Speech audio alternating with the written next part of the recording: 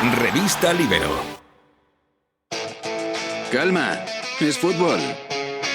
Un podcast de Javier Aznar y Enrique Ballester para la revista Libero.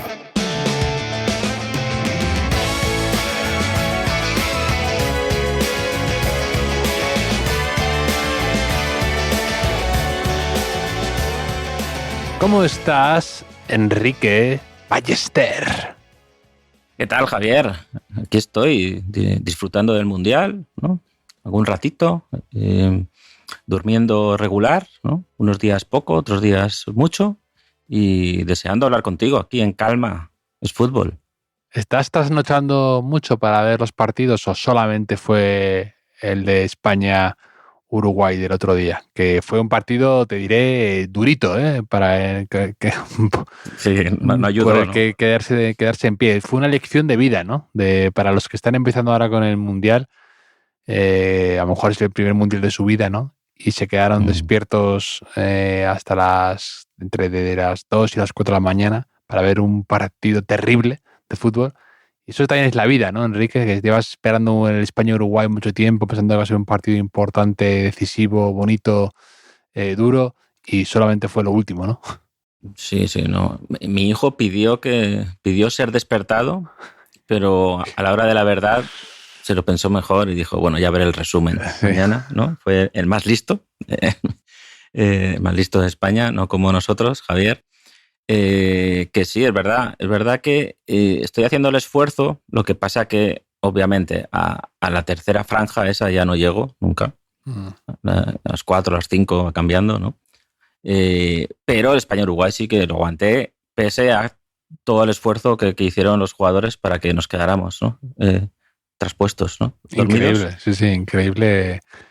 A mí me costó muchísimo aguantar hasta el final, ¿eh? Yo estaba ahí cabeceando ya en los últimos 10 minutos. De esto además que yo creo que debe ser como a veces el miedo que te produce conduciendo y quedarte dormido, ¿no? Que de repente pasan 10 minutos y dices, pero como que estamos ya en 180, ¿no? Y dices, he estado despierto, me he quedado dormido, y estás ahí como en un estado, en el limbo, que a mí es lo que me produjo.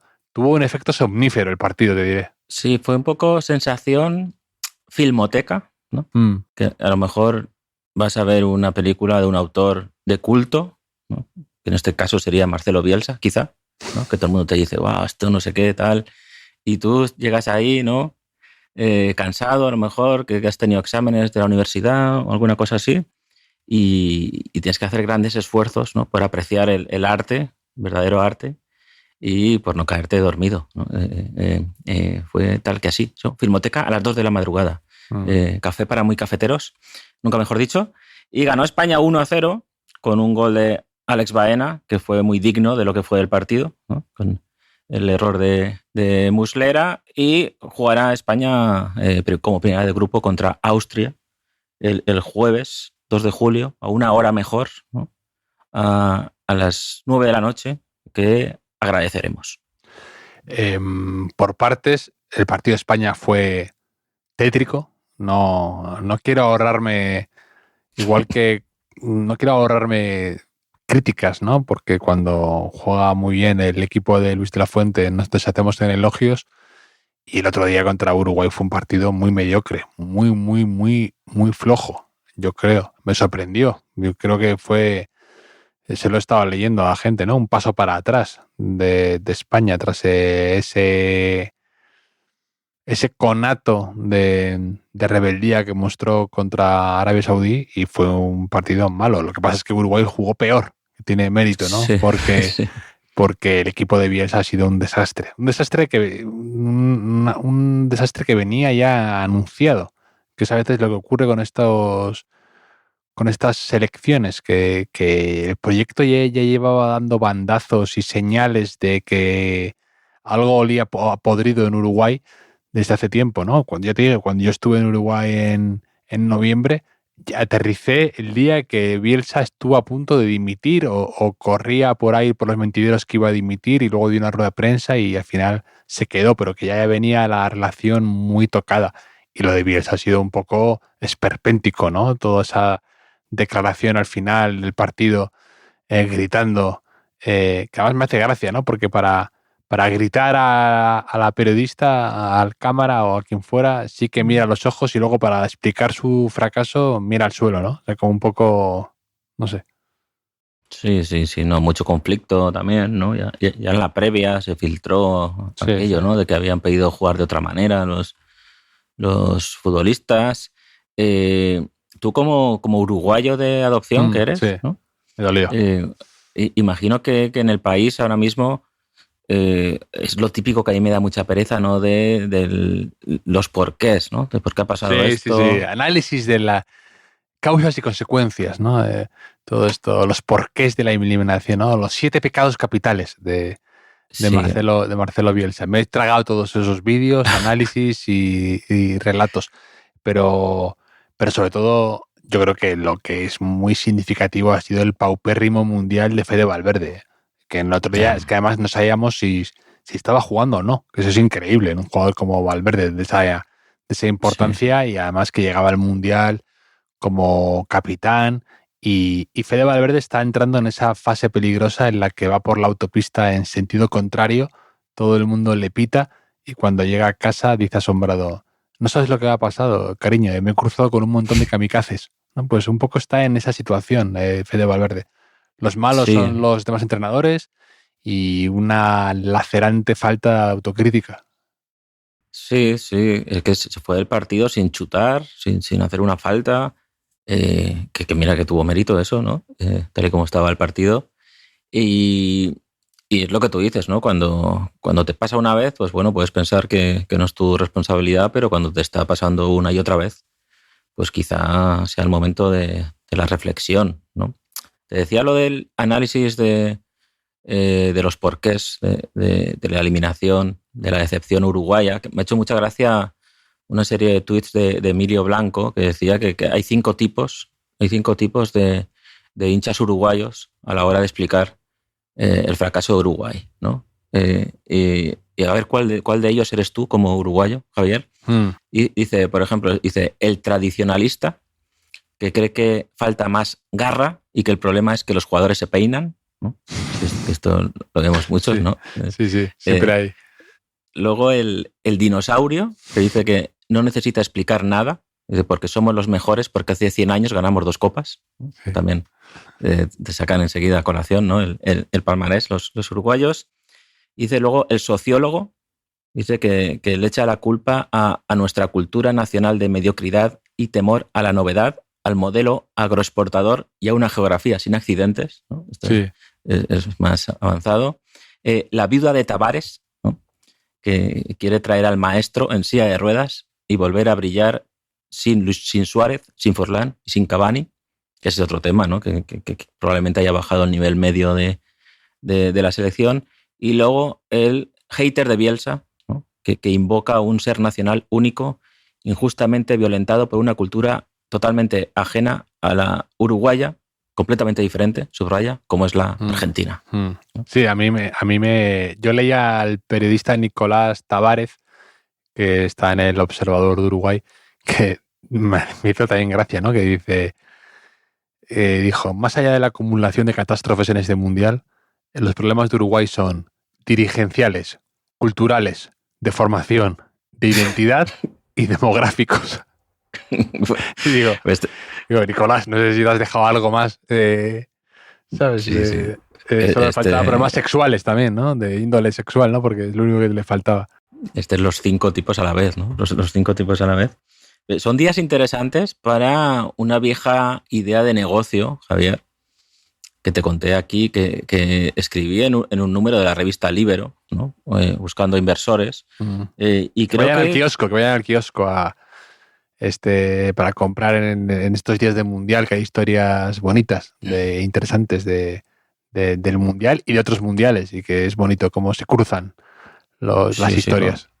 Sí, como siempre. Bueno, en este caso, esto que te voy a contar, que vayan a la hemeroteca, que pidan la revista antigua en la web de Libero, porque es una de mis grandes ideas de negocio que inexplicablemente todavía no se ha llevado a cabo, que es igual que envían a los chavales de intercambio, ¿no? O un verano a aprender inglés a Irlanda, ¿no? Inglaterra o Australia, donde sea, pues deberíamos enviar desde Europa a los chavales a Uruguay a hacer un campus de fútbol, ¿no? Del verdadero fútbol. El sueño de Bordalás sería ese. Claro, ¿no? Puede ser que el Getafe pueda ser un buen socio en esto, ¿no? De la escuela del Getafe, pues enviar como a los jugadores que más prometan, ¿no? Que más proyección tenga, pues a Uruguay un mes a entrenar ese otro fútbol que no se ve, ¿no? A pegar sin que se note mucho, ¿no? A protestar al árbitro, a perder tiempo, esas cositas que muchos aquí necesitamos, ¿no, Javier? Yo creo que es el momento adecuado. Sí. ¿Cómo no ha ido al Mundial Mauro Arambarri, por cierto? Que acaba de fichar por River Plate. Deja el Getafe después de 8 temporadas o por ahí. Era buenísimo Mauro Arambarri. Sí, pues una pregunta para Bielsa, ¿no? Muchas preguntas tiene Bielsa que responder, ¿no? ¿A ti qué te parece Bielsa como personaje, como entrenador, como figura del fútbol? Pues no tengo... O sea, es una persona que levanta muchas pasiones. Muchas. A favor y en contra, ¿no? A favor y en contra, que polariza mucho. Y a mí es que me da un poco... O sea, me da un poco igual. O sea, no compro ese discurso de que sea un genio ni cosas de esas, pero tampoco me cae especialmente mal.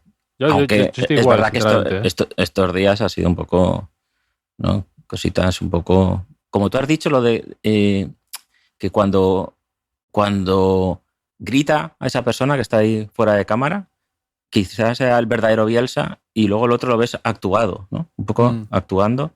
No sé, Javier. Yo creo que son personajes que dan colorido al asunto, pero tampoco he entendido nunca ese fervor, ese amor que le tiene tanta gente, ¿no? Sí, porque a veces hay un fervor que es casi... que proyectan en él unas historias o unos ideales que yo creo que, no sé si él alguna vez los ha defendido o llevado por bandera, ¿no? Pero que como a veces ocurre con estos personajes un tanto enigmáticos, sirven, ¿no? Como pantalla, ¿no? En la que tú quieres ver reflejado una serie de cosas y vas con esas a muerte, ¿no? Y con Bielsa yo estoy de acuerdo contigo en esa postura intermedia, ¿no? Me parece un tipo que ha hecho cosas interesantes, que debe ser muy concienzudo en su forma de dirigir y demás, pero me aburre también todo esto de que sea la selección de Bielsa, ¿no? Más que la selección de Uruguay. Y esta especie de protagonismo excesivo y que él torpemente creo que a veces lleva, ¿no? Porque si no te gusta eso, hay formas para no ser tan protagonista y tan pesado de alguna manera, ¿no? En cuanto a esa figura de Bielsa, que es como una cosa como que tiene una fuerza gravitacional a su alrededor que absorbe todo, ¿no? Y dices, a lo mejor no es necesario para hacer un mundial digno, ¿no? Y contrasta un poco con esta Argentina de Scaloni, que también te quería hablar de ella un poco, ¿no? De que he leído hoy a Albert Blayá, periodista, decía que Messi ha llegado a este mundial en modo zen, ¿no? Instalado en una cumbre desconocida para el resto, desde donde el fútbol ya solo es placer. Y hay una parte de eso que es mérito de Scaloni, yo creo, ¿no? Como que ha creado un ambiente en la selección argentina siempre que era de tensión, siempre que era como de traje o sábana, ¿no? Que decía aquello Bilardo, un poco de querer demostrar y a veces jugar que te pesaba la camiseta, a una sensación un poco casi te diría placentera o divertida, ¿no? Estos vídeos que han hecho como comiendo asado, ¿no? Que a lo mejor no es lo que un dietista recomendaría la preparación para un mundial, pero que entiende que una concentración es más que la preparación extrema, ¿no? Que a veces hay hay que dejar vivir y dejar ser a los jugadores y no a veces caer en el sobrepensar los detalles. Sí, todo le está saliendo bien todo a Argentina, ¿eh? No sé si... No, y que transmite como una... ¿no? Transmite como un rollo de que no tiene esa presión del campeón que quiere revalidar o que ha sabido interpretar su papel, ¿no? De alguna manera.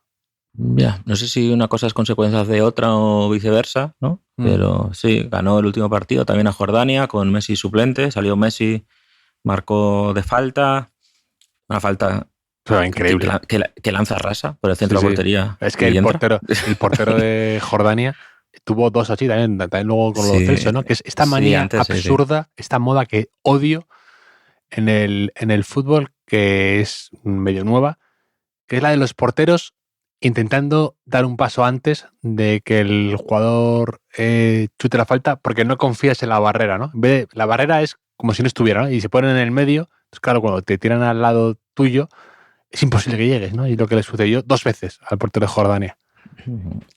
Sí, la de lo del Celso estaba más cerca, es verdad, va más esquinada, pero... Una cantada. Pero sí, ¿no? Cae 2 veces en la misma trampa que él mismo se crea, ¿no? El portero de Jordania. Lo de Bielsa, por cerrar el capítulo, o sea, igual nos llaman equidistantes, ¿eh? ¿no? Es decir, no somos ni... No, pero es que es verdad que Bielsa... pero es que a veces es bueno tener una relación. Sí, claro. Y más con personajes así, ¿no? Pero claro. Yo, lo mejor que puedo decir de Bielsa es que es la mayor influencia del mejor futuro entrenador español de todos los tiempos, que es Pablo Hernández, entrenador del Castellón, porque lo entrenó en el Leeds. Sí. Y recuerdo, entrevisté a Pablo hace unos meses y me dijo, yo llegué al Leeds, ya era un jugador veterano, que podía pensar que ya sabía todo del fútbol, y Marcelo Bielsa me giró la cabeza en muchas cosas que yo pensaba, muchos conceptos, tal. Claro, luego hay gente que sí que te dice que hay muchos, he aprendido mucho con él, ¿no? Hay otros que no tanto. Fede Valverde no dirá esto, creo. Pero... Claro, vi un clip de grandes jugadores diciendo, no, el mejor técnico que tuve nunca fue Bielsa, ¿no? Hay Pablo Aimar, varios jugadores, ¿no? Varias leyendas, pues del nivel de esto que dices tú, de Pablo Aimar, de Iturraspe, ¿no? Jugadores que han sido leyendas. Es decir, también luego nos saldrá la gente que dice que Bielsa era un tarado, ¿no? Como puede ser Hernán Crespo, ¿no? Que dijo que era... sí. Buena rajada, ¿eh? Sí, entonces claro, eso es menos habitual verlo.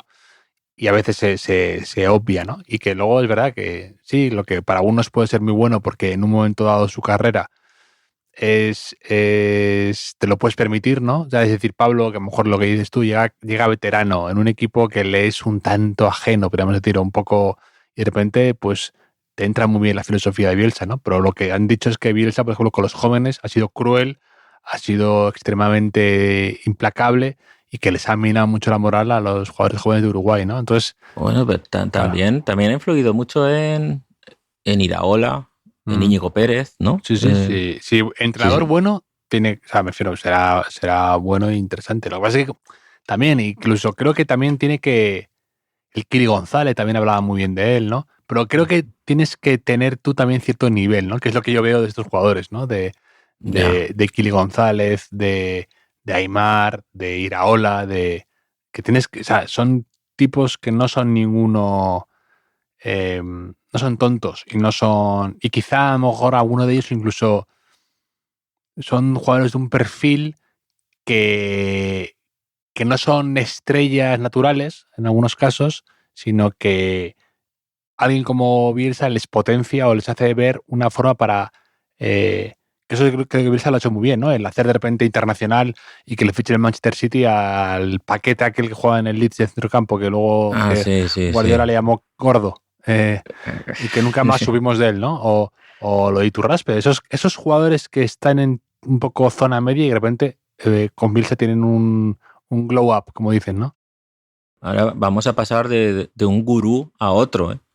De Marcelo Bielsa a Ralf Rangnick, con Austria, el padre del Gegenpressing, ¿no? Sí. de la presión tras pérdida, que también ha influido en muchos entrenadores, ¿no? En Klopp, en Tuchel, en Nagelsmann, en Flick. También un poco el entredicho, yo creo, últimamente. Hombre, después sobre todo el Manchester United, ¿no? Ese paso. Dicen que Laporta ficha a Flick después de una reunión con Rangnick, ¿eh? Que sale ahí el nombre y tal. No lo sé. Pero a mí esto del inventor de la presión tras pérdidas me hace mucha gracia, ¿no? Porque si no se hacía antes, era algo bastante obvio, ¿no? O sea, antes, ¿qué pasaba? Perdían el balón y decían, no, pase usted. No voy a molestar, ¿no? No voy a presionar. Que quizás sea ver al Real Madrid. El modelo Real Madrid, efectivamente. Pero qué decir, porque no se le ocurrió a nadie antes esto, ¿no? O sea, me parece algo como bastante fácil de pensar, ¿no? Y tuvo que llegar Rangnick. Bueno, pero ¿no? es un poco como ponerle método, ¿no? A esto de los 8 segundos después de perder el balón. No, pero es un poco lo de Flick. Flick, para mí, es alguien que ha interpretado lo que es el fútbol moderno. Y no muchos le están imitando. Y a mí me sorprende que alguien como Flick tenga la línea tan adelantada y que confíe tanto en el VAR para detectar fueras de juego y jugar con eso en tu favor.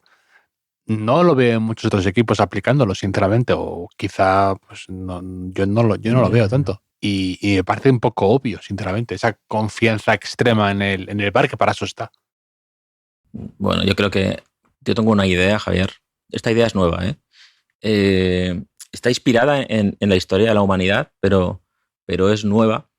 Y es una idea sin fisuras para que Austria, con presión tras pérdida o sin ella, no tenga nada que hacer contra España en la eliminatoria. No sé si quieres conocerla. No sé si la deberíamos revelar, ¿no? Porque de aquí al que llegue el partido, a lo mejor hay contraespionaje, pero bueno. Ya, pero necesitamos que la sepan los de la Federación Española de Fútbol. Vale, ¿no? Por partes. Primero que llegue al español y luego... Que lo sepa la Federación y sobre todo el Gobierno de España. El Gobierno de España es muy importante que lo sepa, porque hay un precedente. O sea, hay un precedente que es del Mundial de 1938, ¿no? Se viene batallita, atención. Venga, vamos. Venga. Saca el baúl de los recuerdos. Había un cruce que era Suecia-Austria, ¿vale? Y Suecia, como podría ahora España, pasó automáticamente pasó a octavos de final porque Alemania anexionó a Austria antes y entonces Austria no pudo jugar porque habían invadido, ¿no? La Alemania nazi. Y entonces, claro, ahora si esto es una idea buenísima para ganar el Mundial. España quizá no tenga el potencial militar para repetirlo en cada ronda, pero como se entere Donald Trump, Javier, tú vas invadiendo cada país que te toca jugar contra él y campeón del mundo. No sé si esto es viable, no sé si tú lo ves o no lo ves. O sea, yo si fuera Estados Unidos-Bosnia pues ahí si Donald Trump quiere asegurar el siguiente pase, no sé si esto es legal o no es legal, no estoy seguro. Sí. Pero que hablando de Bosnia, por cierto, ya nadie dice esto, estoy muy contento que ya nadie dice, si Yugoslavia todavía sí. estuviera unida, qué gran selección tendría, ¿no? Que si España empieza a anexionar, podría volver a decir, ¿no? Si el Imperio Romano, ¿no? Si todavía existiera el Imperio Romano, qué buena selección tendría. No sé si me compras esta idea, porque tiene muchas bajas España, algo hay que hacer. Sí, hay muchas bajas y no da las mejores vibras cómo llega a la selección, ¿no? Que es un poco el dilema eterno del seleccionador, ¿no? ¿Le llevas a los mejores sin estar en su mejor momento o llevas a los no mejores estando en su mejor momento, ¿no?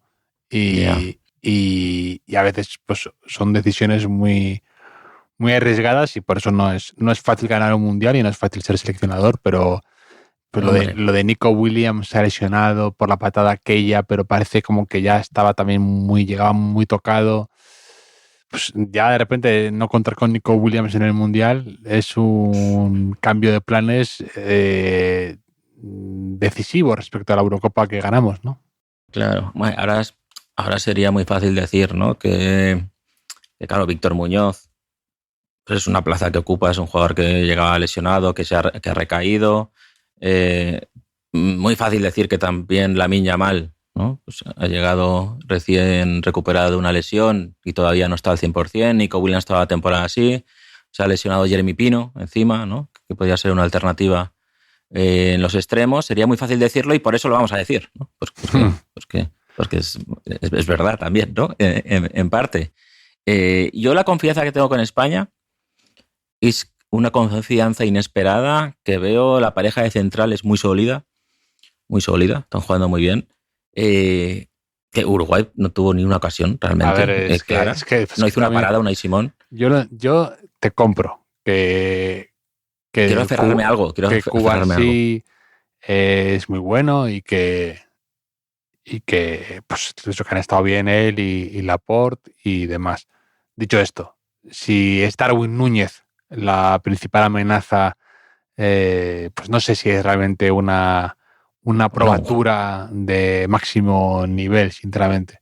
Un jugador que paradójicamente, llamándose Darwin, no evolucionó como se esperaba, pero ¿cuánto costó? ¿70 millones? Sí, 70 o por ahí en su día a Liverpool. Es verdad eso, ¿no? Pero es curioso que España hubo un momento que no tenía centrales, ¿no? Y que empezó a nacionalizar, y ahora no solo los titulares, y es que en el banquillo está Eric García, está Marc Pubil, que dices, somos la nueva Francia, ¿no? Con los centrales que tenemos. Y que se ha quedado en casa Lenormand, precisamente, que fue al que se recurrió en su momento nacionalizándolo. Un equipo que concede poco siempre va a ser competitivo, ¿no? Y va a tener opciones, siendo obvio también que la mayoría de tus hombres creativos o de ataque pues no están en un buen momento, ¿no? No, pero es verdad que Llorente está bien. El otro día jugó, el primer partido estuvo tímido, pero el otro día pues fue importante el gol de Baena, y luego tiene ese recorrido y esa fortaleza física que ocurre ya también por la otra banda,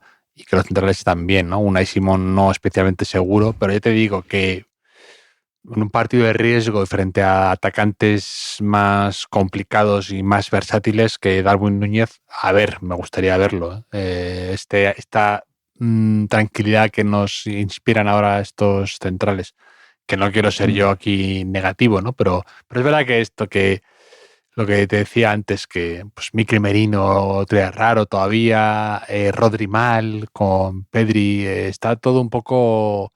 Hay muchas dudas los mundiales son muy de estas pequeñas sensaciones y que si que tú lo ves enseguida, si está para ganar o no un cruce, o que cuesta luego cambiar las dinámicas, ¿no? Entonces, a ver qué tal. A ver si contra Austria tiene un efecto vigorizante pasar, si se pasa, y a ver que a partir de ahí se cogen fuerzas, ¿no? Sí, si pasa contra Austria, a España le espera el ganador del Portugal-Croacia. Sí, que sería como el 18º cruce contra unos u otros, ¿no? O sea, siento que hemos jugado contra Croacia, contra Portugal en mundiales, Eurocopas, 37 veces.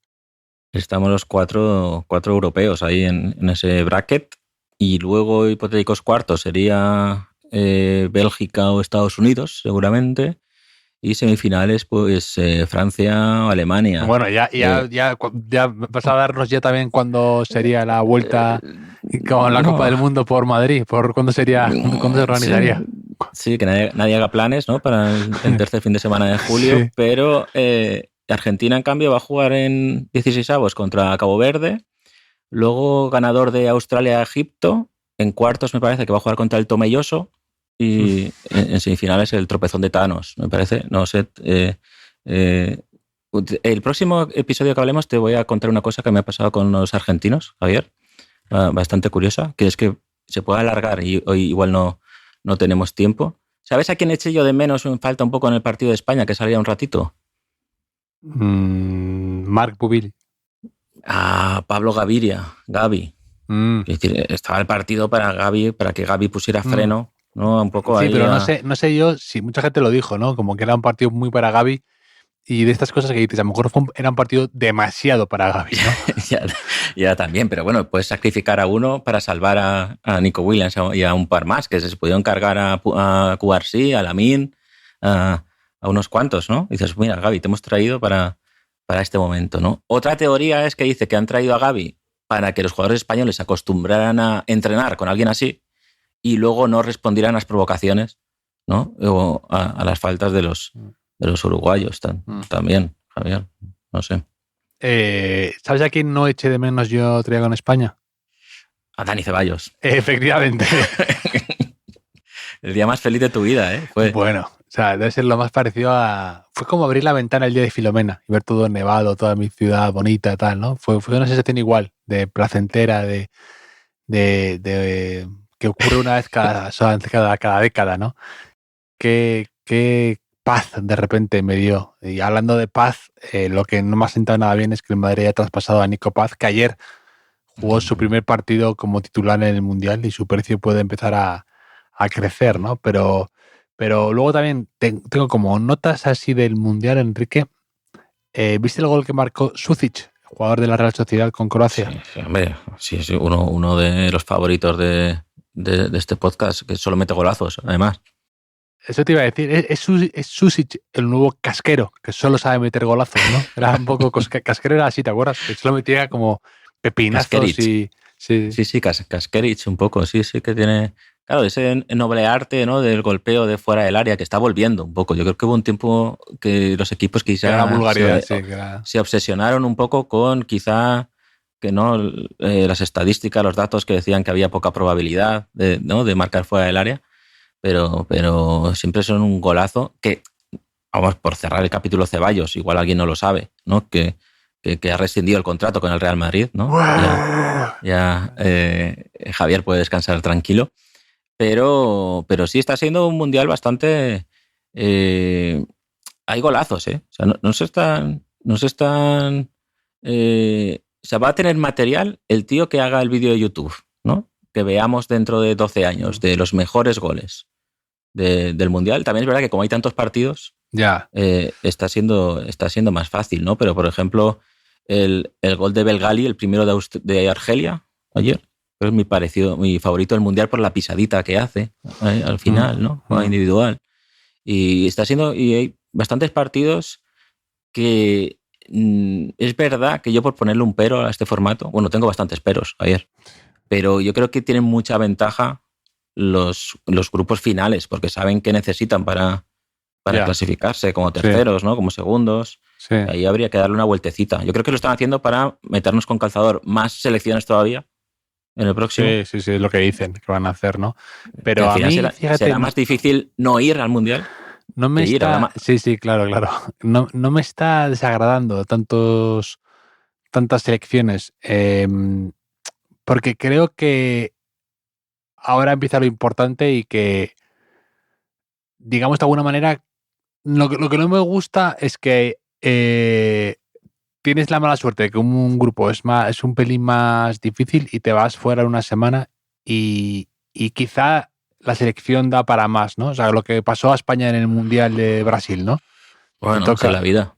Ya, pero que creo que 2 partidos a veces no son suficiente prueba, ¿no? Y que me gusta que tengan un poco más de posibilidad o de días para poder entonarse o para poder cambiar o que no sea una derrota tan determinante, ¿no? O sea, no sé, yo no soy tan negativo con este formato, porque ahora empezará es verdad que es un poco pretemporada, ¿no? Digamos, es un poco sensación de que tampoco pasa nada, pero que ahora llega lo importante.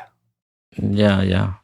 Bueno, aún así se han quedado fuera algunas selecciones, ¿no? Sí, Turquía, Uruguay, ¿no? Pero no mucho más, sí, que digas. Corea del Sur, que a mí me gustó mucho el primer día, ¿no? Y que dices, las asiáticas les ha ido mal, ¿eh? Las africanas, muy bien. Es curioso, ¿eh? Sí, Brasil-Japón va a haber un cruce, ¿eh? Brasil-Japón ya... Sí, el partido soñado de Roberto Cediño. Roberto Cediño. Sí. Pero bueno, lo iremos viendo, ¿no, Javier? Sí. Aquí volveremos a hablar entre semana, a ver cómo le ha ido a España con Austria. En Austria, además de David Álava, ahí hay pasado madridista, su compañero de defensa central, Javier, Lienhardt, jugó un partido con el primer equipo del Real Madrid. Sí, recordarás jugó mucho en el Castilla. Sí, jugó en el Castilla, llegó con 18 años. Para fichar por el Castilla he leído que tuvo que dejar un trabajo de auxiliar administrativo. Creo que estaba en la cantera del Rapid de Viena o por ahí.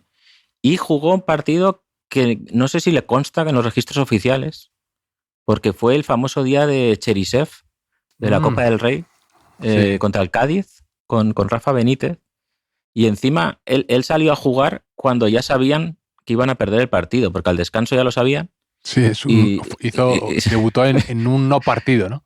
Y si salió un ratito ahí al final, y no sé si le cuenta o no le cuenta. Bueno, tiene la camiseta, dice, ¿no? Eso no se lo quita a nadie. ¿Y sabes quién fue el que mejor le trató cuando entrenaba con el primer equipo y más consejos le daba y eso? No sé quién era el que mejor te daba a Lienhardt. Es que esto pasa mucho en el fútbol, ¿no? Que los más odiados luego son Pepe, sí. El central. Dice que le explicó que cuando defendiera no fuera con los dos pies en paralelo, sino que se perfilara. Que digo yo, hombre, pues no se lo explicó nunca a nadie antes esto, ¿no? Sí. En el Rapid de Viena o donde fuera, ¿no? Esto es como lo de la presión tras pérdida. Como, con la presión tras pérdida que le ha dicho Rangnick y lo de Pepe, ya con esas dos cosas, Lienhard ha hecho que eliminó al Celta, por cierto, marcó al Celta en Europa League este año. Muchas cosas de Lienhard que digan nuestros oyentes a sus amigos de aquí a que empiece el partido, Javier. Tiene mérito que hayamos mencionado a Casquera, a Pepe, por motivos diferentes y no la misma frase, ¿no? Sí. Y a Arambarri también. Es que al final no suena. Al final renovó Bordalás, que parecía que se iba a ir el Getafe. Pues yo creo que podría ir ahora a Uruguay, ¿no? El seleccionador uruguayo, Bordalás.